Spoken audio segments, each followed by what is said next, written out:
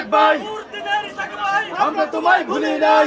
BNP থেকে বের হয়ে ইসাক সরকারের কপাল যেন আরো বেশি খুলে গেছে। একের পর এক চমক দিয়ে যাচ্ছেন রাজনৈতিক অঙ্গনে। এনসিপি সূত্রে জানা গেছে, ইসাক সরকারকে গুরুত্বপূর্ণ দায়িত্ব দেওয়া হবে সংগঠনটিতে। সংগঠনটির ঢাকা মহানগর দক্ষিণের আহ্বায়কের দায়িত্ব দেওয়া হবে। এজন্য বর্তমান আহ্বায়ক আলাউদ্দিন মোহাম্মদ পদত্যাগ করবেন। এনসিপিতে যোগদান সম্পর্কে ইসাক সরকার গণমাধ্যমকে বলেন, জিয়াউর রহমান ও খালেদা জিয়ার যে আদর্শ নিয়ে বিএনপির রাজনীতি, এখন সেই আদর্শ বিএনপিতে দেখা যাচ্ছে না। সেই আদর্শ এনসিপির মধ্যে দেখা যাচ্ছে। সেজন্যই তার এনসিপিতে যোগদান। ঢাকা মহানগর দক্ষিণের দায়িত্ব নেবেন তিনি।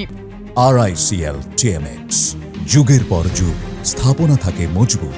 জাতীয় সংসদ নির্বাচনে ঢাকা ৭ আসনে বিএনপির মনোনয়ন চেয়েছিলেন ইসাক সরকার, কিন্তু দল তাকে মনোনয়ন দেয়নি। পরে ফুটবল প্রতীকে স্বতন্ত্র প্রার্থী হন ইসহাক। সংসদ নির্বাচনের সপ্তাহ খানেক আগে তাকে বিএনপির প্রাথমিক সদস্য পদ সহ সব পর্যায়ের পদ থেকে বহিষ্কার করা হয়। তারপর নির্বাচনের শেষে তিনি এনসিপিতে যোগ দেওয়ার আগ্রহের কথা জানান। আমরা তোমায় ভুলি নাই, ভোট দিলে ইসাক ভাই।